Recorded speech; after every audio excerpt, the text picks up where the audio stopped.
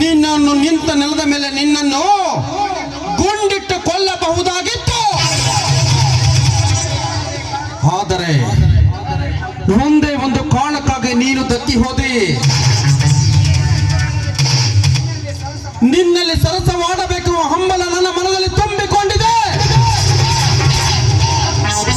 ಆ ಒಂದು ಕಾರಣಕ್ಕಾಗಿ ನೀನು ಬದುಕಿಕೊಂಡು ಹೋದೆ.